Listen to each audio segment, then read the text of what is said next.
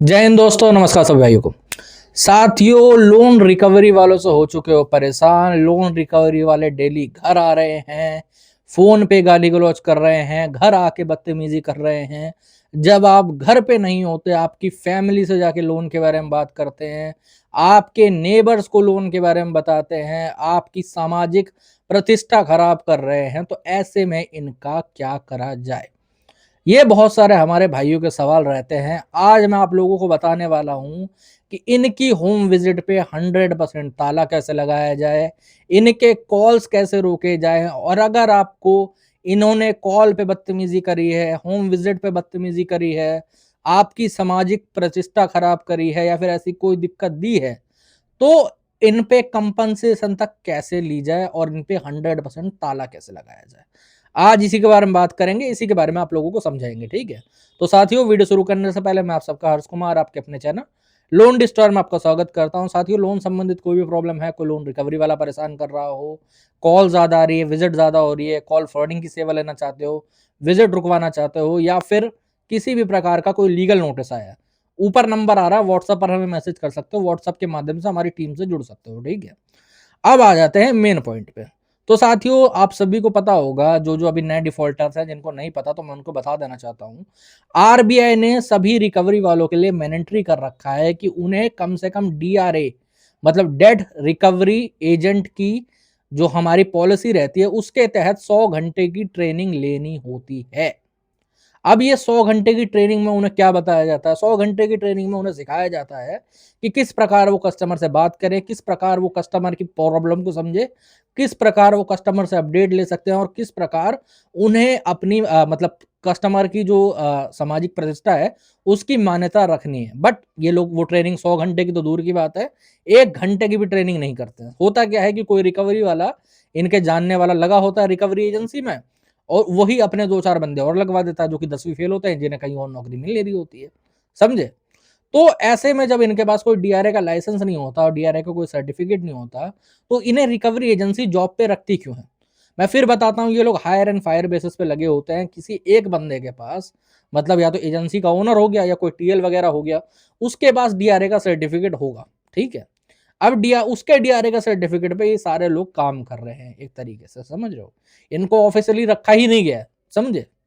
अब होता क्या है, आप लोग सोचते हो कि भाई साहब, ये जो बंदे आ रहे हैं, ये सीधे या तो बैंक से आ रहे होंगे, तो मुझे इनसे बात करना जरूरी है, या तो जो बैंक है उन्होंने रखा होगा इन्हें बात करने के लिए। लेकिन दरअसल ना तो इन्होंने कोई डीआरए की ट्रेनिंग ले रखी है, ना इनके पास कोई सर्टिफिकेट है। ठीक है, आरबीआई की जो मास्टर गाइडलाइंस है, मास्टर गाइडलाइंस, ठीक है, आई गेस मेरे हिसाब से 32 से लेकर 38 पेजेस की है वो, समथिंग। ठीक है, आप लोग जाके उसे गूगल से डाउनलोड कर सकते हो। हिंदी और इंग्लिश दोनों में अवेलेबल है वो। आप ये भी नहीं कह सकते कि भाई साहब वो तो इंग्लिश में मैं पढ़ नहीं पाऊंगा। ठीक है, आप लोग सीधे वहां पर लिख सकते हो RBI guidelines against recovery agent. ठीक है, इतना लिखोगे, और या फिर ये लिखोगे हिंदी में कि आरबीआई की गाइडलाइंस फॉर रिकवरी एजेंट, इतना काफी रहेगा। ठीक है, इतना लिखोगे, आपको वहां पर मिल जाएगा पीडीएफ, आप उसको डाउनलोड कर लो, उसके पेज निकाल सकते हो, कोई दिक्कत नहीं पीडीएफ में। ठीक है, अब उन गाइडलाइंस के अंदर सीधे कहा गया है कि अगर आपके घर पे कोई भी रिकवरी एजेंट विजिट करने के लिए आता है, तो 2 से ज्यादा रिकवरी एजेंट विजिट करने नहीं आ सकते। अब 2 से ज्यादा रिकवरी एजेंट का मतलब क्या है? या तो भाई साहब दोनों रिकवरी एजेंट होंगे, ठीक है, या तो उनमें से एक कोई कलेक्शन मैनेजर या टीएल वगैरह होगा, और एक रिकवरी एजेंट होगा। वो 2 के 3 नहीं हो सकते बंदे, चाह कर भी। ठीक है, ये वहां पर बकायदा लिखा हुआ है। और ये भी चीज मैंडेटरी दे रखी है कि कस्टमर के 3 डॉक्यूमेंट होने मैंडेटरी है, मतलब रिकवरी एजेंट का 3 डॉक्यूमेंट होने मैंडेटरी है, जो कि वो कस्टमर को दिखाएंगे, उसी के बाद कस्टमर उनसे बात करे, वरना कोई जरूरी नहीं है बात करना। पहली चीज तो मैंडेटरी कर रखी है आईडी कार्ड। ठीक है, अब लेकिन होता क्या है कि 90% जो रिकवरी एजेंट आते हैं, 99%, ओके, वो लोग क्या करते हैं, वो लोग सिर्फ अपना आईडी कार्ड हिलाते हुए आ जाते हैं। अब सपोज एक काम करो कि बैंक में जो काम कर रहे हैं, वो एक स्टेट में, दिल्ली में कई करोड़ लोग काम कर रहे होंगे बैंक में, है ना? कई करोड़ नहीं, लाखों लोग काम कर रहे होंगे, चलो मान लेते हैं। ठीक है, 10 लाख लोग तो काम कर रहे होंगे, एजेंसी और बैंक वगैरह मिला के सब लोग। तो भाई साहब, 10 लाख लोगों के पास आईडी कार्ड है, तो 10 के 10 लाख लोग आपके घर पे आ सकते हैं आपसे बात करने? नहीं आ सकते। इसीलिए आईडी कार्ड के साथ 2 डॉक्यूमेंट और मैंडेटरी है। एक तो डीआरए का लाइसेंस, या तो एजेंसी का डीआरए का लाइसेंस हो, या फिर ये जो रिकवरी एजेंट आया इसका रिआरए का लाइसेंस हो। ओके। और सेकंड चीज है विजिटिंग लेटर बोल लो या ऑथराइजेशन लेटर बोल लो, दोनों में से एक चीज हो गई। ठीक है, कि भाई साहब ये जो बंदे आए हैं, एक आए हैं या फिर दो आए हैं, ये मेरे तुम्हारे घर आके तुमसे बात करने के लिए ऑथराइज हैं। बैंक इनकी जिम्मेदारी लेती है कि कल को कोई भी नुकसान होता है, कल को कोई भी ये लोग बदतमीजी से बात कर देते हैं, कोई भी दिक्कत परेशानी कर देते हैं, तो बैंक इसके लिए ऑथराइज होगा, बैंक ही इसकी जिम्मेदारी लेगा। अब ये लोग लाते ही नहीं ऑथराइजेशन लेटर, होता है इनके पास, ऐसा नहीं है कि नहीं होता, बैंक इशू नहीं करता, बैंक 100 टाइम इशू करता है। हर एक रिकवरी वाले के लिए ऑथराइजेशन लेटर इशू करवाया जाता है। लेकिन एक बार के लिए डीआरए का सर्टिफिकेट नहीं भी होगा ना, अगर ऑथराइजेशन लेटर है तो आप उसकी फोटो खींच के उसके बिहाफ पे भी कंप्लेंट कर सकते हो, सीधे उनकी नौकरी जाएगी। बट ये लोग ला क्या रहे हैं, आईडी कार्ड हिलाते हुए आ जाते हैं। और हमारे जो कस्टमर हैं बेचारे, जो कि ये सोच के बैठे हैं कि मैंने लोन इनके बाप से ही लिया है, रिकवरी वालों के, जो रिकवरी वाले हैं उनके बाप से लोन ले रखा है उन लोगों ने, कस्टमर ने, सोचते हैं वो लोग माइंड में ऐसे कि जो बैंक है या फिर एनबीएफसी है वो इनका बाप है। तो वो बेचारे डर के बात करते हैं कि सर अभी टाइम नहीं है, अभी मतलब पैसा नहीं है, मुझे टाइम चाहिए, फलाना ढमकाना कुछ ऐसा, और उनके बिहाफ पे दब जाते हैं कि ऐसा हो जाए, या उनकी बातों को काट नहीं पाते हैं, समझ रहे हो। तो आपको करना क्या है, अगर इन तीनों में से एक भी डॉक्यूमेंट उसके पास नहीं होता है तो सबसे पहले तो एक चीज जान लो कि अगर आप घर पे अवेलेबल रहते हो और कोई रिकवरी वाला आता है और इन तीनों में से एक भी डॉक्यूमेंट उसके पास नहीं है, मतलब दो डॉक्यूमेंट भी हैं और एक नहीं है, तो आप उसे सीधा कह दीजिए कि भाई साहब तीनों डॉक्यूमेंट लेके आओ तो मैं तुमसे बात करूंगा। अगर वो ज्यादा 3-5 करता है कि भाई साहब नहीं पेमेंट करनी पड़ेगी, ये करना पड़ेगा, वो करना पड़ेगा। कुछ दिन पहले एक बंदे ने हमारे कमेंट सेक्शन में कमेंट भी करा था, बोला था कि सर अगर मान लेते हैं कि रिकवरी वाला आ जाए घर पे और वो बैठ जाए बाहर घर के और बोले कि मैं पूरी पेमेंट के बिना जाऊंगा ही नहीं, यहाँ पर बैठा रहूंगा, तो ऐसी सिचुएशन में क्या करना चाहिए। तो आप कुछ मत करिए, अपनी जेब से अपना ब्रह्मास्त्र निकालिए, अपना फोन निकालिए, उसका वीडियो कैमरा ऑन करिए, ठीक है, उनसे थोड़ी दूरी बना के रखिए। ओके। और उस पर बोलिए कि अपना ID card, authorization letter, DRA का सर्टिफिकेट दिखा, तू मेरे घर के बाहर बैठा कैसे, कौन है तू, बैंक का बंदा है, अपना आईडी दिखा, ऑथराइजेशन लेटर दिखा, डीआरए का सर्टिफिकेट दिखा। अगर नहीं दिखा रहा तो मैं तेरे से बात नहीं करूंगा, मेरे घर के सामने से उठ यहाँ पर, ठीक है, उठना पड़ेगा तेरे को। कौन है तू, रेपिस्ट है, मर्डरर है, मुझे नहीं पता कौन है, मैं अपने घर के सामने ऐसी किसी को बैठने नहीं दूंगा, सीधी बात है। ओके। और उसके बाद अपना कई लोग ये करते हैं कि 2-4-5 सेकंड की वीडियो बनाते हैं उसके बाद बंद कर देते हैं, ऐसा नहीं है। अब 10 मिनट की बना दो वीडियो, कोई दिक्कत वाली बात नहीं है, ठीक है। ओके, हमें भेजिए, हम अपने चैनल पे डालेंगे, और बताइए इससे ज्यादा कुछ, आपका सपोर्ट करवाएंगे।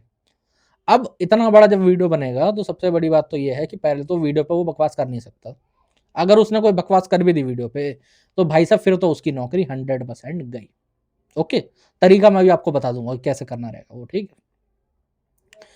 सेकेंडरी चीज ये है, फिर चाहो तो आप लोग अगर मान लो उसके बाद भी नहीं मानता है तो आप अपना वीडियो बंद कर सकते हो और उसके बाद उसे धक्के मार के अपने घर से निकाल सकते हो।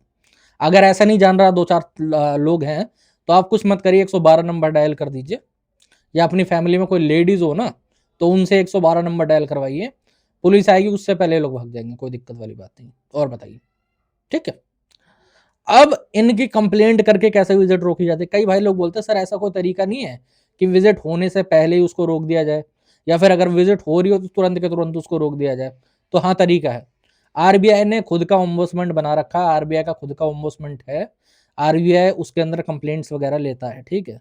बस उनकी एक चीज वो है, क्या कहते हैं, एक गाइडलाइंस है कि कंप्लेंट पहले आपने बैंक को करी हो 30 डेज पहले, उसके बाद आप आरबीआई में कंप्लेंट करके अपनी होम विजिट रोक सकते हो, अपने कॉल्स पूरे बंद कर सकते हो, और इनकी जो रिकवरी की इनकी जो प्रॉब्लम्स है उनको रोक सकते हो प्रॉपरली, ठीक है, जो आपसे बदतमीजी करी गई हो। अब कई भाई लोग बोलते हैं सर अगर मान लो पहले हमसे बदतमीजी करी गई होगी, आपके पास कोई प्रूफ होगा, कोई ऑडियो रिकॉर्डिंग, कोई वीडियो रिकॉर्डिंग, आप उसको आरबीआई में दे सकते हो, आरबीआई वाले लेंगे, आपको कंपनसेशन प्रोवाइड करवा देंगे।